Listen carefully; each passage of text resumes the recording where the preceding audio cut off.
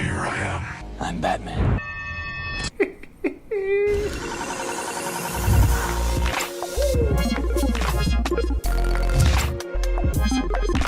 Just this past Thursday, August 20th, along with a barrage of Bat news from the DC fandom, we got yet another A-list cast announcement for Bruce Wayne Batman in the upcoming Flash movie. Bruce Wayne. And by another, not to worry, we're not getting a replacement for Michael Keaton. I'm Batman. Instead, Batfleck returns. Tell me. If you haven't watched our other vids about the Keaton multiverse, then consider subscribing to the channel and go back to watch parts 1 and 2 of the Keaton Multiverse Beyond. And throughout this video in particular, you'll see a bunch of references and callbacks, so they're definitely worth a watch. That's right, kids, and pretty much every age group at this point. Both Michael Keaton and Ben Affleck are now set to share the big bat screen in the 2022 Andy Muschietti Flash film, with Ezra Miller coming back as Barry Allen Flash. In part 1 of our previous vid series, the Keaton Multiverse Beyond, we talked about the possibilities for Michael Keaton reprising his cinematic role as Bruce Wayne Batman. The news of Keaton's return was back in late June. And as I mentioned in the YouTube intro, throughout this video, I'll be making a bunch of references and callbacks to that series. So here's a link right up here to that playlist for you to catch up and consider subscribing. Again, the news of Keaton's return in The Flash was in late June. And by summer's end, we've already gotten another Batman cast, as well as a hugely informative interview with both the film's director and producer. The prestigious Vanity Fair spoke with brother and sister Flash filmmakers Andy and Barbara Muschietti, releasing a ton of new information about the new film, including the beyond exciting confirmation of a Flashpoint-inspired storyline. But first, we'll talk about Batfleck himself, i.e. my thoughts on Ben Affleck as Batman. Then we'll get to the Flashpoint confirmation and what it means for our previous speculation about the upcoming movie.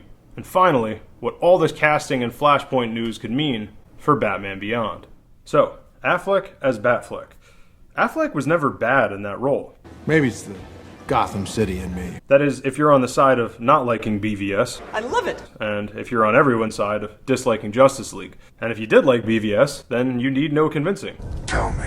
Affleck was great.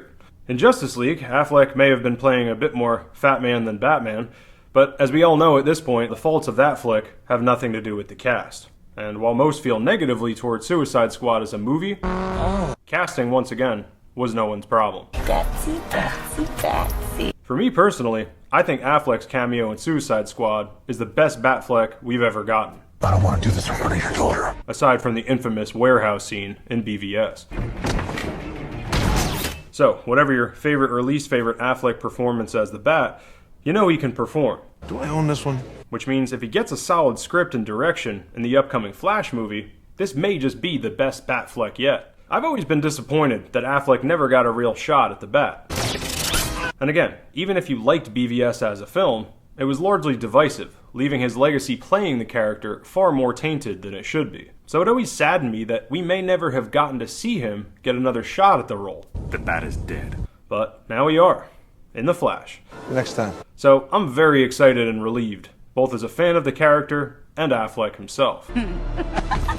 Now, let's get to the next big confirmation for the Flash film, and that is Flashpoint. As we said in part 1 of our previous Keaton vids, mixing universes led to immediate speculation about a live-action DC Multiverse, since the Flash is famous for being able to travel around the multiverse at super speed in such famous stories as Flashpoint.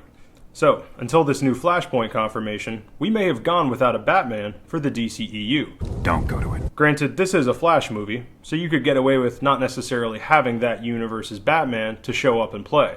But if you're going to do one Bat from one universe, it undoubtedly enriches the concept of Flashpoint to incredibly get two Batmen on the same screen. In fact, until this newest news, I had actually shot a few minutes for our last video about Flashpoint, but I decided on editing it out since it was a bit more about Flashpoint Batman than it was about the Flash. But now it's certainly relevant. So check out Benjamin from the Flashpoint past, in a multiverse that never happened. So why am I concerned that we're not getting a Flashpoint Batman? Because now I'm worried this movie's going to be too all over the place. I'm not really into the idea of a Flashpoint movie yet with this Ezra Miller Flash in the first place, because a close adaptation would be a full-on Justice League story. And as we've seen from Justice League history cinematically in this DCEU, as well as casting news, no other Justice League members have been cast, I just think they should keep this small. But you could just boil the Flashpoint story down to a two-hander, like I said. Batman and Flash. Keep it in Central City and Gotham only. Then it's just enough characters to make it interesting, but not enough where it's confusing or convoluted. You could have 2 Flashes and 2 Batmen. So my concern is either do it or don't. But without Thomas Wayne or any announcements of a huge JL cast, it seems like Flashpoint, but not Flashpoint enough. However, now it definitely seems Flashpoint enough. Again, that segment was shot before the new Flashpoint confirmation from Muschietti. Once again from Vanity Fair. Muschietti said it wouldn't work as well for Barry Allen Flash to venture into the company of other Batmen without having Affleck as the starting point. He's the baseline. He's part of that unaltered state before we jump into Barry's adventure. Quote, there's a familiarity there. So now we have our 2 Batmen for a Flashpoint. Batfleck from the DCEU and Keaton from the... In our last video about Flashpoint, I pointed out that the emotion you get from the Flashpoint storyline is some of the best you're going to get from any DC content. You're one hell of a messenger. Regarding Batfleck, according to Muschietti, quote, he's a very substantial part of the emotional impact of the movie. The interaction and relationship between Barry and Affleck's Wayne will bring an emotional level that we've never seen before. And from the very end of our last vid, if it is a multiverse movie, then it should be a Flash movie first, Batman second. From Muschietti, it's Barry's movie, it's Barry's story, but their characters are more related than we think. They both lost their mothers to murder, and that's one of the emotional vessels of the movie. That's where the Affleck Batman kicks in.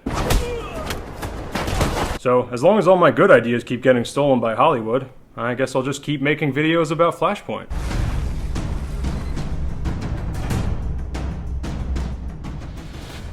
Hey, this is Kevin Conroy, the voice of Batman, telling you to go above and Batman beyond.